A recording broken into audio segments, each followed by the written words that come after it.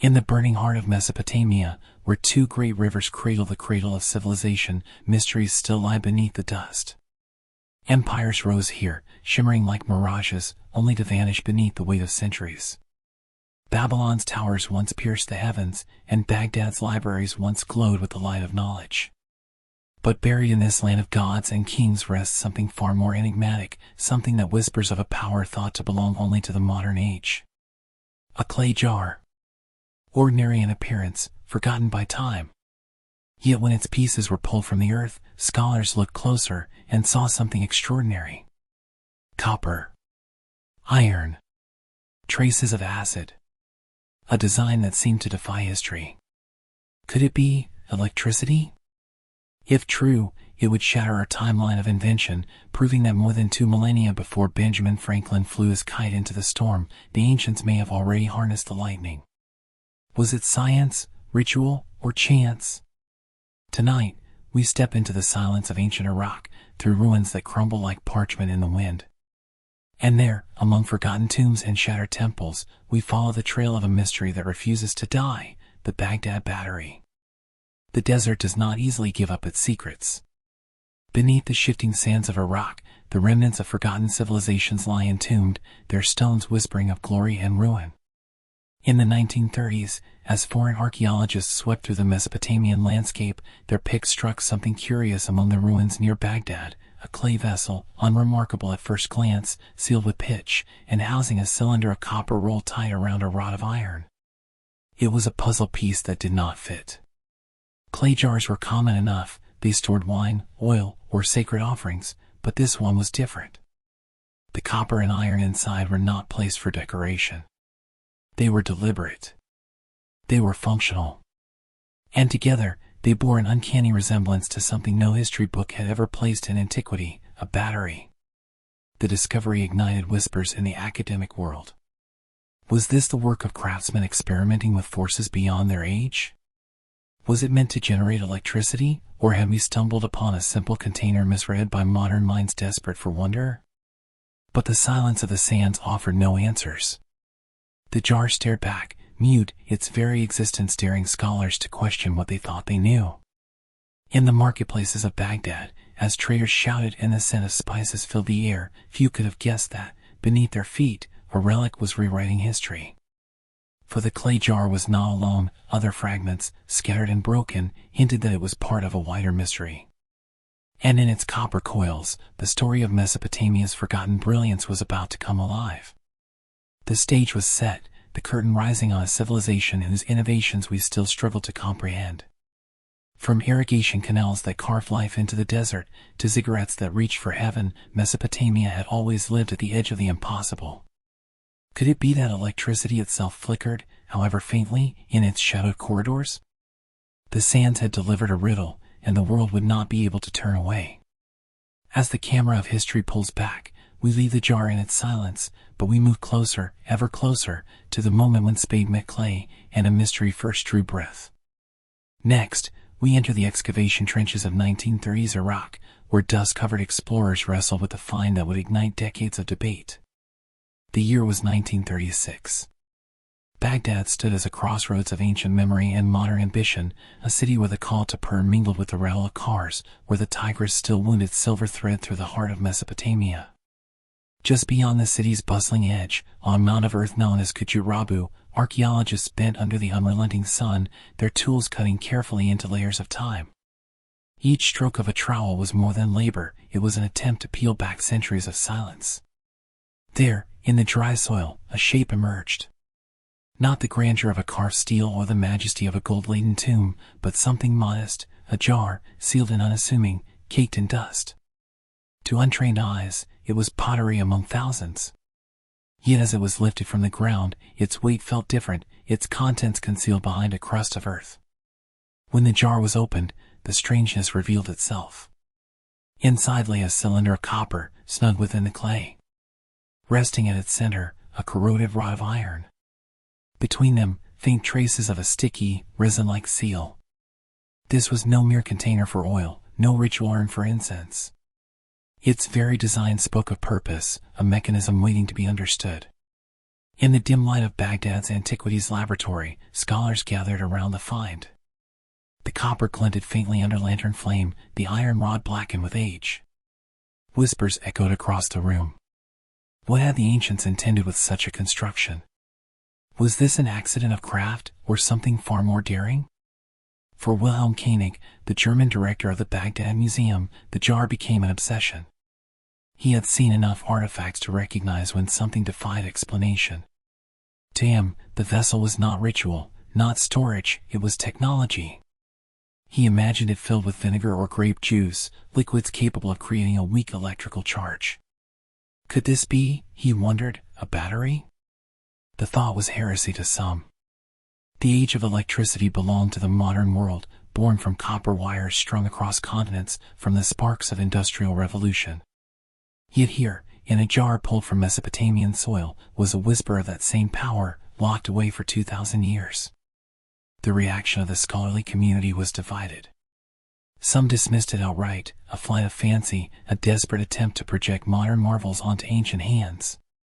Others leaned closer, intrigued, unsettled. If Koenig was right, if this jar could indeed generate current, then the timeline of human innovation would stretch back far further than textbooks allowed. Outside, Baghdad's streets pulsed with life. Merchants haggled beneath striped awnings, donkey carts rattled past British automobiles, and the scent of cardamom coffee drifted into the air. The city was alive, indifferent to the quiet storm gathering in its museum halls. Yet for Koenig, and for the few willing to consider the impossible, the jar had already begun to hum with meaning. Tests were conducted in the following years. Replicas of the clay vessel were crafted, filled with acidic liquids, and wired with copper and iron. To the astonishment of onlookers, the jars produced electricity, a small, flickering current, weak but undeniable. Enough, perhaps, to gild metals, to shock the skin, to awaken the imagination. And so the jar, once buried in silence, became a riddle that refused to be solved. Was it truly a tool of ancient electricians, proof that Mesopotamian craftsmen had bent lightning to their will? Or was it something else entirely, a mundane object misread by a modern mind hungry for wonder? The clay, the copper, the iron, together they spoke in a language half deciphered, half lost. What they said, no one could agree upon. But the mystery was alive now, breathing, igniting debate across continents. The discovery had been made, the jar lifted from its grave of dust. Yet the questions it raised would reach far beyond that Baghdad laboratory, echoing across time like a charge sparking in the dark. The sands had given up their secret, but the world was only beginning to ask what it meant. And so, from the heat of excavation trenches, the story shifted to the ancient craftsmen themselves. Who were the people who fashioned such a vessel? What knowledge did they hold? What fires of invention burned in their cities of clay and brick? The jar sat in silence, its simple form betraying nothing. Yet within that clay shell, copper and iron embraced like two dancers locked in a timeless waltz. To the ancients, these metals were not mere materials, they were the bones of gods, wrested from the earth with sweat and fire. Each carried weight, symbolism, and power. Copper, soft and gleaming, had been humanity's companion since the dawn of metallurgy. Forged in the fires of Mesopotamian kilns, it became tools, ornaments, and sacred vessels. It was the metal of artisans, of craftsmen who shaped the practical and the beautiful alike.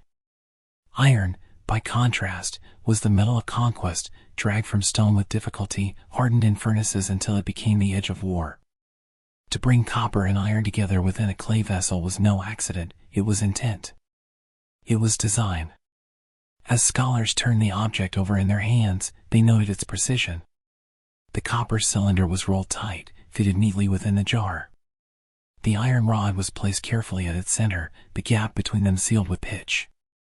Such deliberate craftsmanship hinted at knowledge, even if the purpose had been obscured by time. Could the ancients have known that when copper and iron were joined with an acidic liquid, a hidden force would awaken? Could they have felt the faint sting of a spark, the tingle of invisible energy rushing between metals?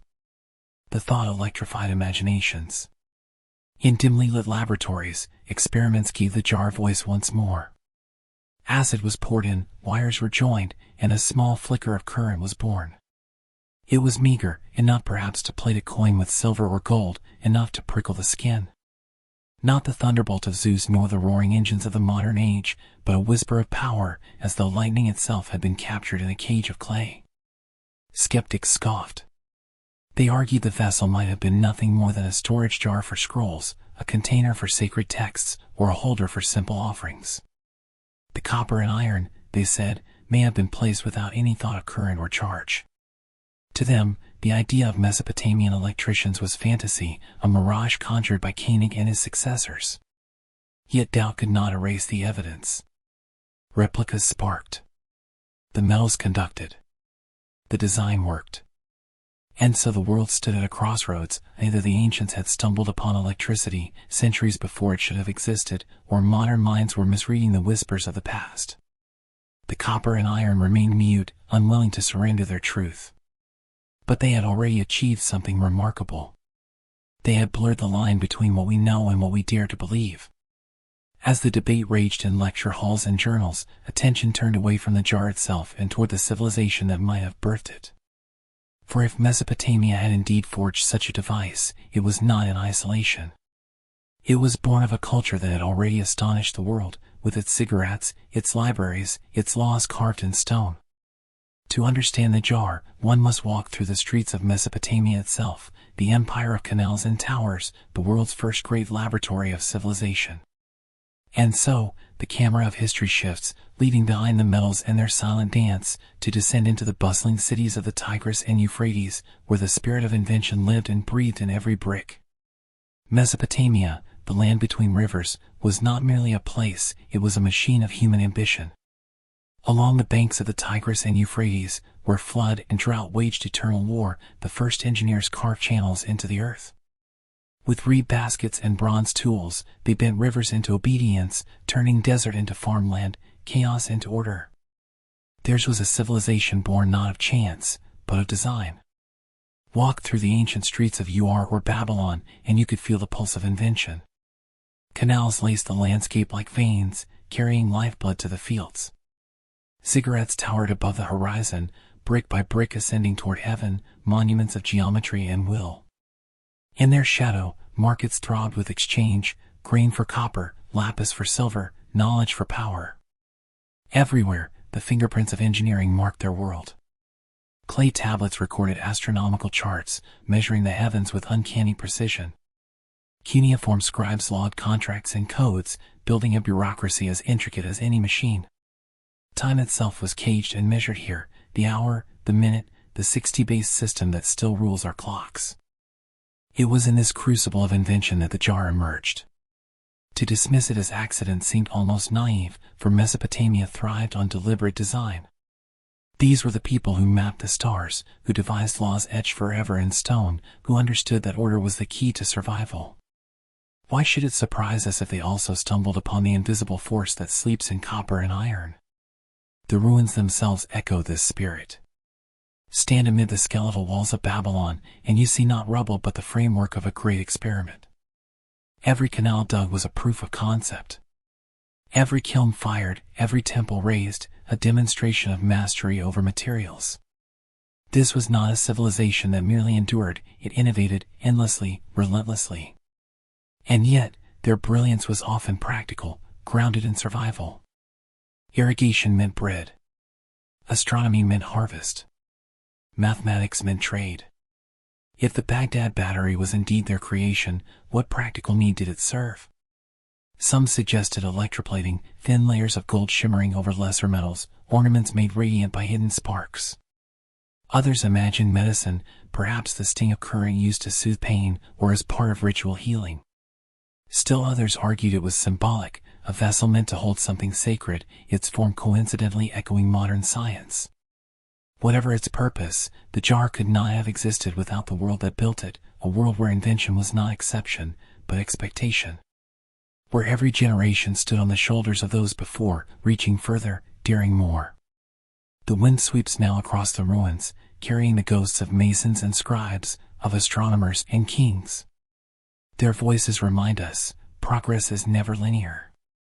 Knowledge rises, collapses, and rises again, like empires themselves.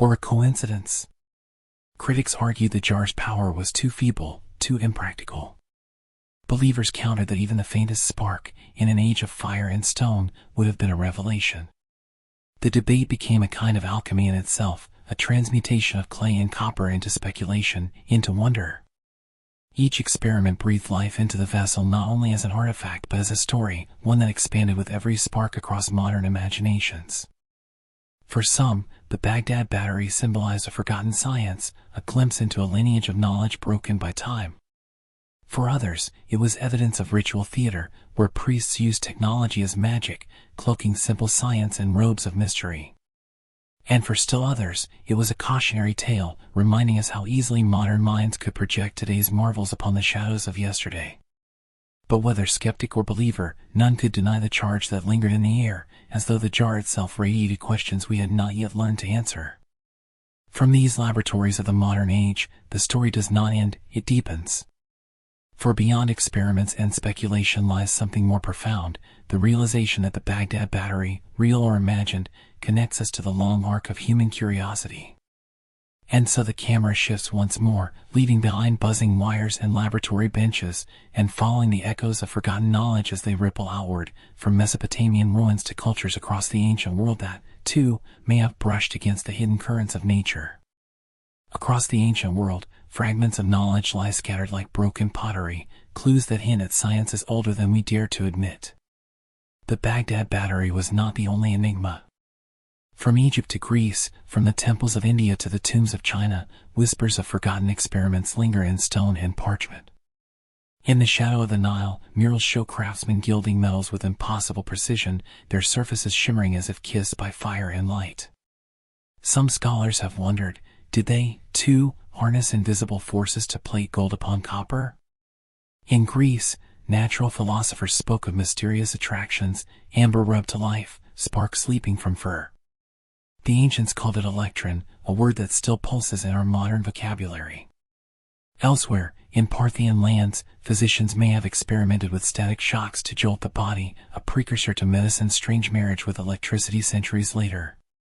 In India, texts whispered of life forces, unseen currents flowing through flesh and spirit. In China, compasses aligned with the hidden pull of the earth long before Europe dared to dream of navigation by magnetism. The Baghdad Battery becomes, in this wider chorus, less an anomaly and more a voice in a forgotten symphony of science.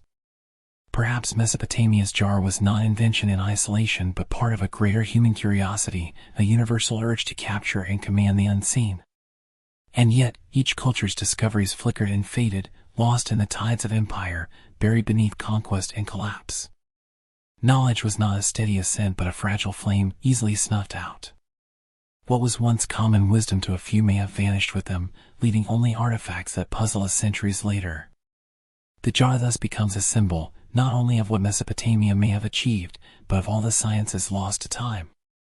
It stands as a reminder that history is not a ladder but a labyrinth, filled with dead ends, rediscoveries, and paths abandoned too soon. As the echoes fade, the mystery deepens. The question is no longer simply whether the jar was a battery. It is whether humanity, again and again, has stumbled upon truths long before we thought them possible, and forgotten them just as quickly.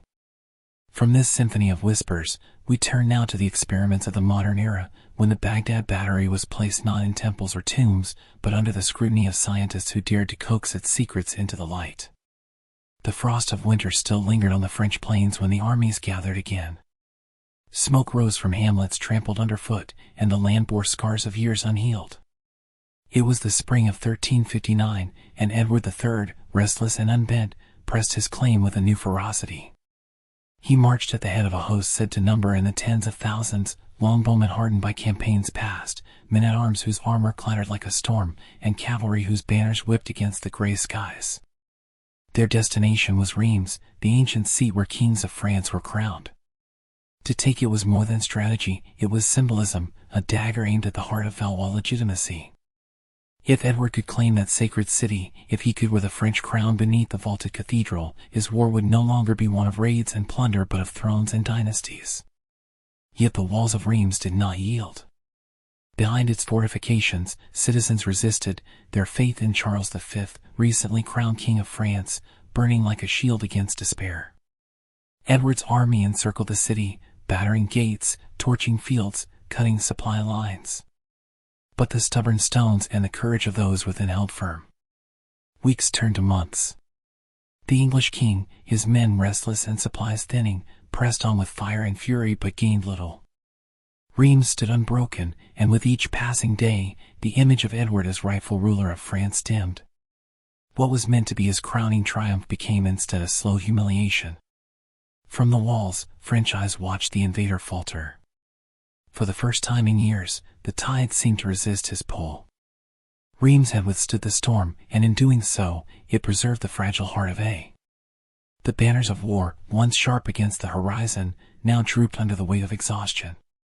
Edward III's grand march through France had lost its fury.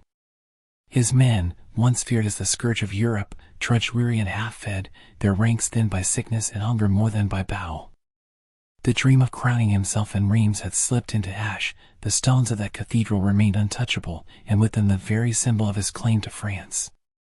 Charles V, newly enthroned and watchful, sensed the turning of the tide. Where his father had charged recklessly, Charles chose patience and subtlety. He let famine and weather do what armies could not, and he watched as Edward's campaign bled itself dry. What the sword could not take, necessity would bargain for. By May 1360, the kings met through their envoys in the small town of Bretigny. There, the clash of steel gave way to the murmur of diplomacy. The treaty born from that negotiation was no victory parade for either side, but rather a compromise carved from fatigue.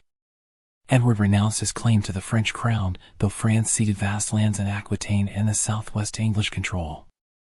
It was a moment of uneasy balance, a fragile piece drawn on parchment, its ink still damp with mistrust. To England, it offered spoils but not the throne.